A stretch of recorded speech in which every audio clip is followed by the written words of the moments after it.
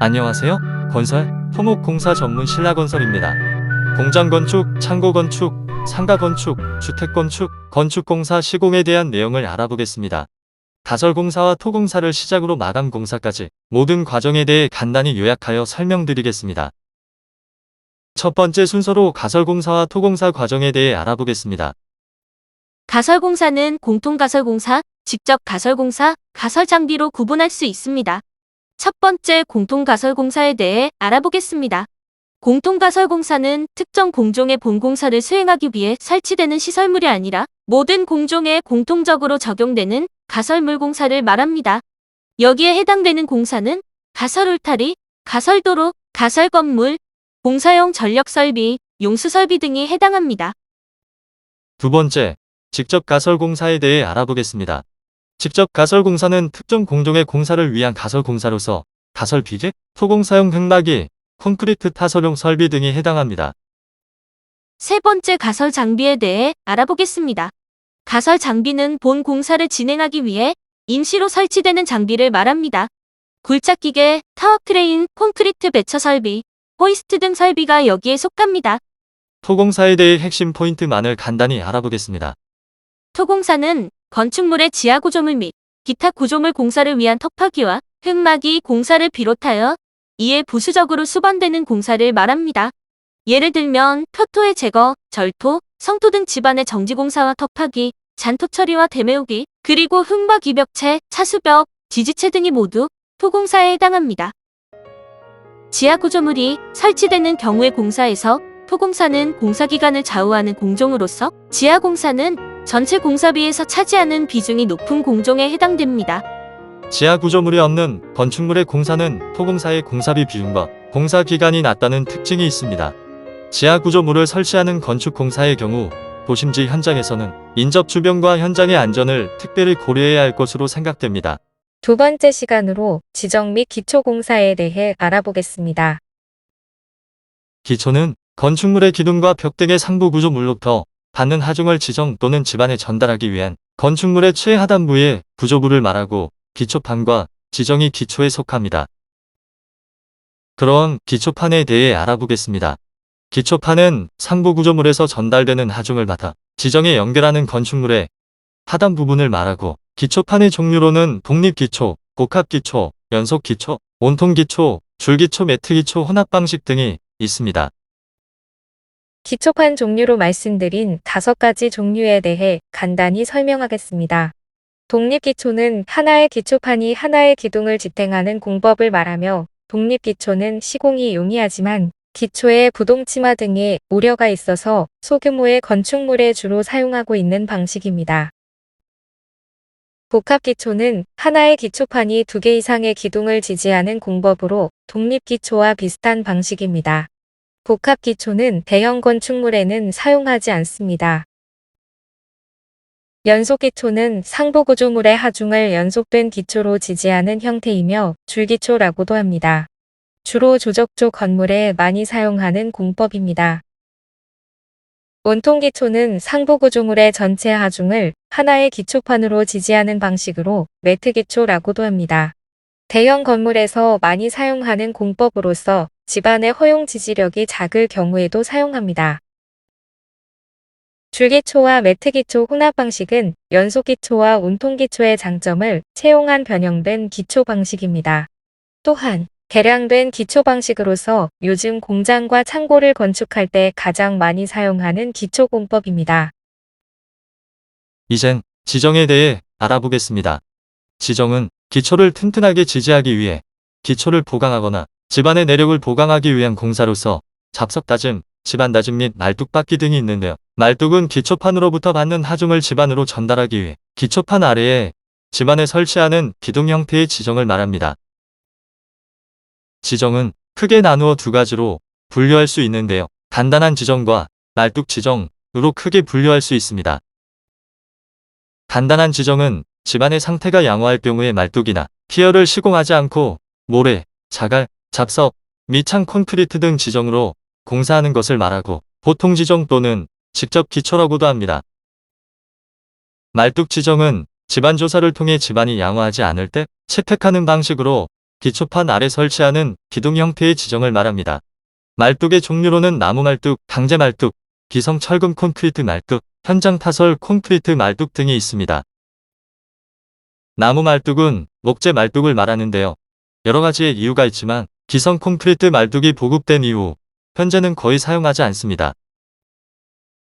강제 말뚝은 강건 말뚝과 H형광 말뚝이 있으며 기성 콘크리트 말뚝에 비해 가격이 비싸지만 높은 지지력이 요구되는 경우에 사용합니다. 기성 철근 콘크리트 말뚝은 비교적 큰 내력을 필요로 하는 경우에 사용하고 기성 콘크리트 말뚝의 길이는 일반적으로 15m 이하이며 그 이상의 길이가 필요한 때에는 이음 말뚝을 사용하는 경우도 있습니다. 요즘 일반적으로 가장 흔히 사용하는 말뚝의 종류입니다.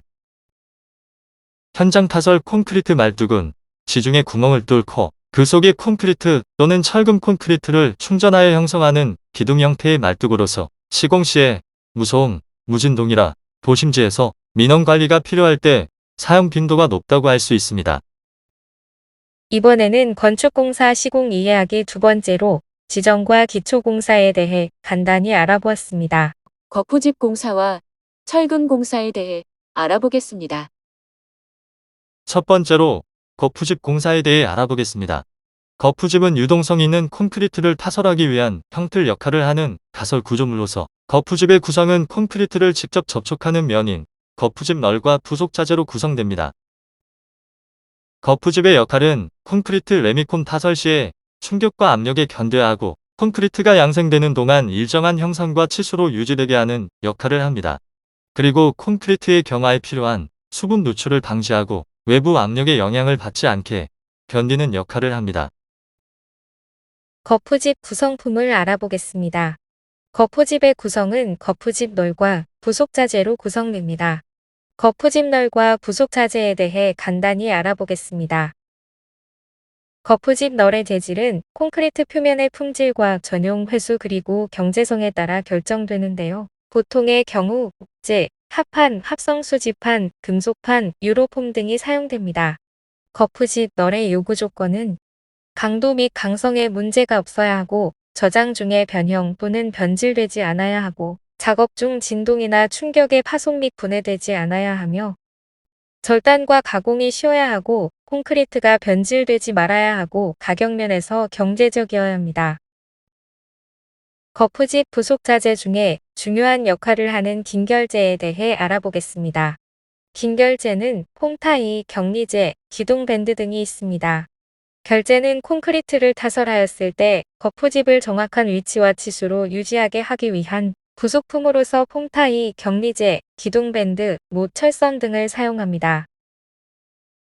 동바리는 슬래브 거푸집과 모 및 거푸집의 무게를 지탱해 주기 위한 가설 시설물로서 거푸집을 해체한 후에도 처짐을 막기 위해 일정 기간 세워둡니다. 두 번째로 철근 공사에 대해 알아보겠습니다. 좋아요와 구독 및 알림 설정 꼭 부탁드립니다. 저희에게 큰 힘이 됩니다. 철근 콘크리트 보강에 사용하는 철근은 원형 철근과 이형 철근을 사용합니다. 보통의 경우 대부분 이형 철근을 사용하는 것이 요즘 추세입니다. 이형 철근의 치수별 종류는 6mm, 10mm, 13mm, 16mm, 19mm, 22mm, 25mm, 29mm, 32mm, 35mm, 38mm, 41mm, 51mm 등 치수의 철근을 사용하게 됩니다. 철근의 장착에 대해 알아보겠습니다. 철근의 장착은 그 부재를 지지하는 부재 내에 연장하여 내입 부분에 부착력으로 철근 응력을 지지부에 전달하는 역할을 하고 설계도에서 철근의 장착과 이음에 대한 사항은 구조도면의 앞부분에 일반 주기사항으로 명시되어 있습니다. 철근의 장착 위치를 알아보겠습니다.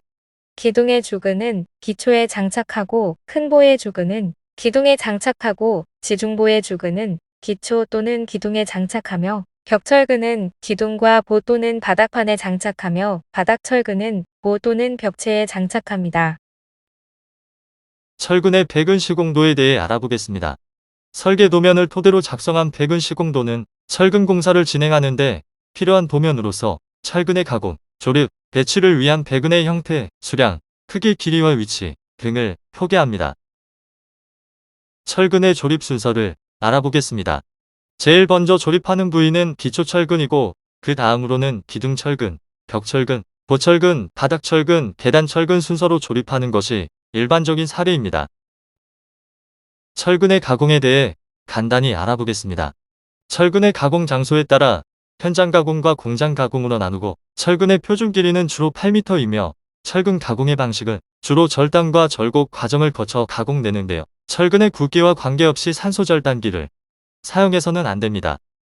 철근의 절단은 사문에서 고속 절단기를 사용해 가공 길이에 맞게 절단한 후에 구부림이 필요할 때에는 절곡기를 사용하여 사문에서 절곡하는 것이 원칙입니다.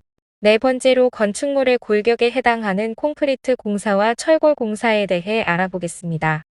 오늘 말씀드릴 부분이 건축공사에서 비용과 공사기간 등을 기준으로 비교할 때 가장 큰 비중을 차지하는 공종 중의 하나입니다. 콘크리트 공사는 철근 콘크리트 구조물을 형성하는 공사로서 가장 핵심 재료인 콘크리트를 생산 및 시공과 양생까지의 모든 과정을 포함하고 있습니다. 콘크리트는 건축물의 구조적인 안정과 밀접한 관계가 있으므로 생산 단계에서부터 콘크리트의 강도, 내구성, 수밀성 등 품질이 균일해야 하므로 요즘은 공장에서 생산한 레미콘을 대부분의 콘크리트 공사 현장에서 사용하고 있습니다. 콘크리트 시공의 과정은 레미콘의 생산과 운반, 타설, 다짐, 마무리, 이음, 양생 등 과정을 거치게 되며 이 모든 과정을 계획적으로 운영해야 합니다. 콘크리트가 재료로서 갖춰야 할 성징을 알아보겠습니다. 첫째, 적정한 강도를 갖출 것. 둘째, 시공이 용이할 것. 셋째, 경제적 배합 비율을 형성할 것. 넷째, 충분한 내구성을 갖출 것. 다섯째, 밀실성을 유지할 것. 여섯째, 균일한 품질을 유지할 것입니다. 콘크리트 타설 순서를 알아보겠습니다. 콘크리트 타설의 순서는 다음과 같습니다. 기초, 기둥, 벽, 계단, 바닥판, 파라펫 순서로 콘크리트를 타설하게 됩니다. 콘크리트의 양생 과정에서 중요한 것은 콘크리트 타설이 완료된 다음에 온도, 하중, 건조, 충격 등을 관리하고 오손과 파손 등의 유해한 영향을 받지 않게 현장을 잘 보호하고 관리해야 합니다. 콘크리트 양생 시 주의해야 할 사항은 첫째, 태양광의 직사를 피하고 비바람과 눈으로부터 노출면을 보호해야 합니다. 둘째, 콘크리트가 충분히 굳을 때까지 외부로부터 충격과 압력을 받지 않도록 보호해야 합니다. 셋째, 양생에 필요한 적정한 온도를 유지하고 급격하게 건조되지 않도록 합니다. 넷째, 타설 후 3일간 그 위를 보행하거나 적재하지 않으며 타설 후 7일 이상 수분 양생 시켜야 합니다. 철골 공사에 대해 알아보겠습니다. 철골 구조는 아변으로 생산한 현관과 강판을 절단과 용접을 통해서 가공 및 제작한 다음에 고력 볼트, 리벳, 용접, 볼트 등을 활용한 접합 방법을 이용해 조립하여 건축물의 골격을 형성하는 방식으로서 강구조라고도 합니다. 철골 공사에 쓰이는 강재의 종류를 알아보겠습니다. 철골 구조물의 재료로 쓰이는 강재는 절단면의 모양으로 구분해서 H형강, I형강, L형강, C형강, 디귿형강, T형강, Z형강, 봉강, 강판, 경량형강 등이 있으며 강재는 흠집과 힘, 뒤틀림 등이 없는 것을 사용합니다. 철골 구조물의 주요 부분인 기둥과 보는 형광을 이용해 만들고 바닥은 주로 데크 플레이트를 깔고 그 위에 콘크리트를 타설하여 만들고 계단과 엘리베이터 홀은 철골 구조 또는 철근 콘크리트 구조를 적용합니다. 철골 구조물의 주요 구성품을 보면 철골 기둥을 기초 또는 철근 콘크리트 기둥에 연결하는 데 쓰이는 주각이 있고 큰 보와 작은 보의 하중을 기초에 전달하는 기둥이 있고 기둥과 기둥을 연결하는 큰 보가 있으며 큰 보와 큰 보를 연결하는 작은 보가 있으며 보 위에 놓이는 구조물로서 사람이 활동하는 바닥면에 구조물 또는 지붕을 형성하는 슬랩으로 구성됩니다. 철골 조립 과정에서 철골 세우기 순서를 알아보겠습니다. 기초부가 있는 경우에는 1. 기둥선 멍매김. 2. 기초 볼트 위치 점검. 3. 베이스 플레이트 레벨 조정용 라인업 플레이트 고정. 4. 기둥 세우기. 5. 기초 상부 고름질 순서로 철골 세우기를 진행하고 지상부의 철골 세우기 공사 순서는 1. 철골 세우기. 2. 가 조립. 3. 변형 바로잡기. 4. 본 조립. 5. 리벳 접합. 6. 접합부 검사. 7. 현장 도장 순서로 지상부 철골 조립 공사를 진행합니다. 콘크리트 공사 또는 철골 공사가 완료되면 조적 공사 또는 판넬 공사를 진행하게 됩니다. 다음 시간에는 조적 및 판넬 공사에 대해 알아보겠습니다. 5번째 조적 공사와 판넬 공사를 알아보겠습니다. 첫 번째로 조적 공사에 대해 알아보겠습니다. 조적 공사는 벽돌, 블록, 석재 등의 재료를 접착재료나 연결재료 등을 사용해 소규모 건축물의 칸막이 또는 벽체의 마감 구조물을 형성하는 공사를 말합니다. 요즘은 ALC 블록과 판넬 등 다양한 자재로 대체되기도 합니다. 벽돌의 종류를 알아보겠습니다. 벽돌은 원료에 따라 분류되는데요. 점토 벽돌, 콘크리트 벽돌, 내화 벽돌, 경량 벽돌, 오지 벽돌, 이형 벽돌 등이 있습니다. 조적 벽체의 종류는 1. 내력벽은 주택 등 하중을 받는 건물의 내부와 외부 벽체에 시공하는 방식입니다. 2. 장막벽은 비내력벽이라고도 하며 라멘조드, 하중을 받지 않는 내부와 외부 벽체에 사용되는 방식입니다. 3. 이중벽은 주로 외벽에 사용되고 단열, 방습, 차음을 목적으로 채택하는 방식입니다. 블록 공사에 대해 알아보겠습니다. 블록 공사는 콘크리트 블록을 사용해 벽체를 쌓는 단순 조적 블록 구조 공사와 철근 콘크리트 블록 구조와 거푸집 블록 구조 등 세 가지 종류가 있지만 요즘에는 ALC 블록 등 다른 재질의 다양한 블록이 사용되기도 합니다. 두 번째로 판넬 공사에 대해 알아보겠습니다. 판넬 공사는 칸막이, 내부 벽체, 외부 벽체, 지붕 판넬 등 구조를 형성하는 공사로서 요즘은 공장과 창고, 그리고 주택과 상가 건물을 건축할 때 철골 구조 건물에 많이 채택하고 있습니다. 판넬에 대해 알아보겠습니다. 판넬은 강판과 강판 사이에 내부 심재로 단열재를 넣고 접착하여 생산하는 건축 자재로서 건물의 벽체와 지붕에 사용하는 건축 자재입니다. 단열재와 강판의 종류에 따라 다양한 판넬이 생산되고 있습니다. 여러 가지의 특성에 따라 판넬의 종류를 분류하지만 흔히 단열재의 종류에 따라 분류합니다. 판넬 단열재의 종류는 많은 종류의 단열재가 있지만 대표적으로 쓰이는 판넬은 EPS 패널, 우레탄 패널, 그라스 올 패널 등 세 가지 종류가 가장 흔히 사용되고 있습니다. 판넬, 벽체와 지붕을 선택하는 이유와 장점을 알아보겠습니다. 첫째로 건축 비용이 저렴합니다. 둘째로 다른 방식과 비교할 때 공사 기간이 짧습니다. 셋째로 비교적 단열성이 좋습니다. 넷째로 가볍고 튼튼하여 내진성이 우수합니다. 다섯째로 구조 변경, 증축, 리모델링이 용이합니다. 판넬 건축물의 단점은 두 가지를 꼽을 수 있습니다. 첫째로 화재에 취약한 면이 있습니다. 둘째로 철근 콘크리트 건물에 비해 수명이 짧습니다.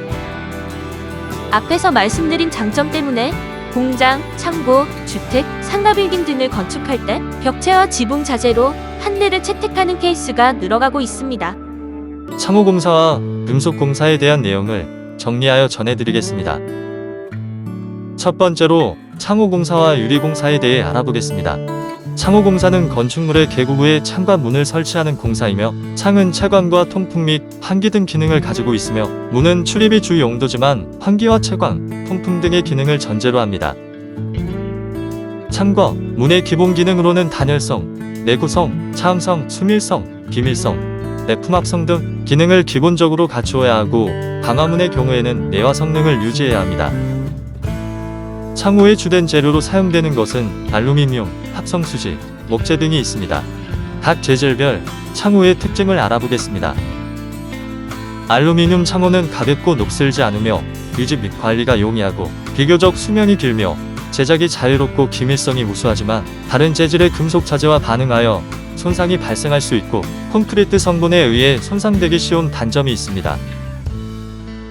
합성수지 창호는 염분에 대한 내식성이 우수하고 열전도율이 낮아 단열성이 좋으며 방수와 방음성이 우수하고 다양한 재질과 다양한 색상 표현으로 인기가 높은 창호 재질입니다. 목재 창호는 전통적인 창호의 재료로서 문틀과 문의 재료로 아직도 많이 사용하고 있습니다. 목재 창호는 조립 및 설치가 복잡하여 정확한 맞춤에 신경 써야 하고 목재 창호의 종류는 종이 창문, 유리 창문, 양판문, 플러시문, 벌집형 플러시문 등이 있습니다. 이젠 유리 공사에 대해 간단히 정리하겠습니다.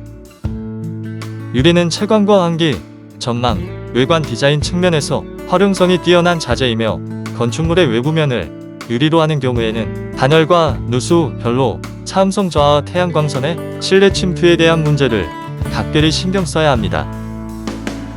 유리의 종류에는 한유리, 강화유리, 망입유리, 폭층유리, 열선 반사유리, 열선 흡수유리, 로이유리, 연마판유리, 문해유리, 유리블록 등이 있으며 특징을 간단히 설명하겠습니다. 한유리는 가시광선의 투과율이 커서 채광 투시형 창문에 널리 사용되고 있습니다. 강화유리는 한유리를 열처리로 강화한 유리로서 압축 강도가 높고 깨졌을 때 파편이 날카롭지 않아 고층 건물의 차, 테두리 없는 유리문, 계단의 난간 등으로 사용합니다. 망입유리는 유리 내부에 금속망을 삽입 후 압착 성형한 유리입니다. 복층유리는 2장 이상의 판유리를 일정 간격을 띄운 다음에 그 사이에 건조 공기를 채워 만든 유리로서 판유리의 단점인 단열, 방음, 보온성 등을 보완한 유리의 종류입니다. 열선 반사 유리는 판유리에 얇은 금속 산화막을 코팅하여 만든 유리로서 태양광선을 반사하는 기능이 있습니다. 열선 흡수 유리는 판유리 제작 시에 금속 산화물을 첨가하여 착색 효과, 적외선을 흡수하여 투과되지 않게 하는 성질이 있습니다. 로이 유리는 건물 내의 에너지가 외벽을 통해 손실되는 것을 차단하기 위해 개발된 흡수 유리로서 공장 등 에너지 관리가 필요한 건축물에는 의무적으로 사용해야 합니다. 연마판 유리는 두꺼운 판유리의 한 면 또는 양면을 연마 가공한 유리로서 표면에 광택을 낸 유리입니다. 무늬 유리는 판유리의 다양한 무늬를 표현하여 장식적인 효과와 불투명 기능을 가지는 유리입니다.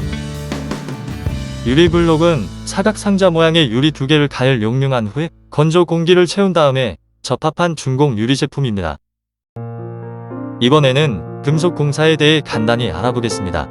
금속 공사는 금속 소재로 한 비성 제품 또는 제작 철물을 이용해 안전사고 예방과 구조물 손상 방지 또는 장식 등을 목적으로 하는 공사를 수행하는 공사입니다. 대표적인 금속 공사로는 금속 계단, 난간, 금속 사다리, 금속 마감재 등이 있습니다. 금속 공사의 설치 방법은 선설치와 후 설치가 있는데요. 선설치 방법은 골조 공사의 시공 과정에 자재의 전부 또는 일부를 설치하는 방법입니다. 후 설치 방법은 골조 공사 또는 마감 공사 후에 자재의 전부 또는 일부를 설치하는 방법으로 후속 금속 공사에 필요한 연결부에 구멍이 막히거나 훼손되지 않게 보호용 장치를 설치해야 합니다. 여기까지 금속 공사의 핵심 사항을 간단히 정리하였습니다. 공장, 창고, 상가, 주택 건축 공사, 시공 마감 공사에 대해 간단히 정리하였습니다.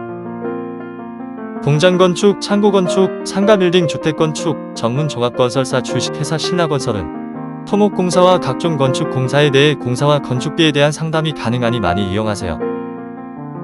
건축 마감 공사에는 미장 공사, 타일 및 돌 공사, 유리 공사, 금속 공사, 도장 공사, 수장 공사, 단열 공사, 커튼홀 공사 등을 뽑을 수 있답니다. 마감 공사 공정에서 중요한 공정을 골라 공사의 개요를 간단히 정리하였습니다. 미장 공사에 대해 알아보겠습니다. 건축 공사 현장에서 몰타르, 석고 플라스터 등의 발음 재료를 사용해 미장공이 흡손 기계 미장 도구, 폼칠기 등을 이용해 벽, 천정, 바닥 등 부위에 일정 두께로 발음 시공하는 행위를 말합니다. 타일 공사의 개요를 알아보겠습니다. 도자기 재질의 타일을 콘크리트 등의 벽체와 바닥면의 마감 공사로서 접착제를 이용해 접착시켜 마감면을 구성하는 공사입니다. 타일 공사는 시공 전 과정에서 접착 강도를 충분히 만족해야 하고 박리 사고가 발생하지 않도록 시공 시 품질에 주의를 기해야 하는 마감 공사의 종류입니다. 돌 공사에 대해 간단히 알아보겠습니다. 석재는 대체로 강도가 높으며 색채와 무늬 등이 아름다워 고품격의 마감재로 많이 사용하고 있습니다. 다른 마감 재료와 비교할 때 천연 재료로서 우수하고 독특한 품질을 가지고 있습니다. 돌공사는 돌부침, 돌깔기 등 작업을 수행하는데요. 돌공사의 시공을 위해서는 설계도를 상세하게 검토한 후에 현장을 실측하여 상세도와 돌 나누기도를 작성하여 정밀하게 시공해야 정확한 시공이 가능하답니다. 건축공사 마감공사인 도장공사에 대해 알아보겠습니다. 도장공사를 수행하는 이유와 목적은 도장할 부분의 부식이나 노화, 오염 등으로부터 보호하고 색채 도색과 장식 등을 구현하여 건축물의 내부 환경을 쾌적하고 아름답게 꾸미는 과정으로서 건축물의 시공에서 최종 마무리 단계의 공사입니다. 수장공사에 대해 간단히 정리하면 건축공사의 최종 마무리 단계 중의 하나로서 건축 공정 중에서 구조물을 제외한 벽, 바닥, 천정 등을 완성하여 건물의 외부와 내부 공간을 마무리하는 공정입니다. 건축공사의 최종 공정이므로 자재, 선정과 시공 공법의 신중한 선택이 필요합니다. 수장공사는 건축물의 품질과 품격에 큰 영향을 주기 때문에 신중하고 정밀한 시공이 꼭 필요합니다. 단열공사를 정리합니다. 단열공사는 열의 전도, 배류, 복사 등을 차단하여 겨울에는 따뜻하고 여름에는 시원한 환경을 만들어 냉난방 비용을 절약하기 위해 필요한 공사로서 건물의 외부와 주위 환경 사이의 열 이동을 차단하는 기능을 하기 위해 일벽, 지붕, 바닥 등 건물의 외피에 단열재를 시공하는 공사를 말합니다. 건물 내부에 결로가 발생하는 데는 다양한 원인이 있지만 단열의 실패를 가장 큰 원인으로 꼽습니다. 쾌적한 거주 환경을 제공하기 위해 단열 공사는 매우 중요한 공정입니다. 여기까지 건축공사 시공 알아보기 마지막 7번째 과정인 마감공사에 대한 내용을 정리하겠습니다. 좋아요와 구독 부탁드립니다. 그리고 알림 설정까지 꼭 해주세요. 토목공사와 건축공사를 성실히 시공하는 신라건설을 기억해주세요. 감사합니다.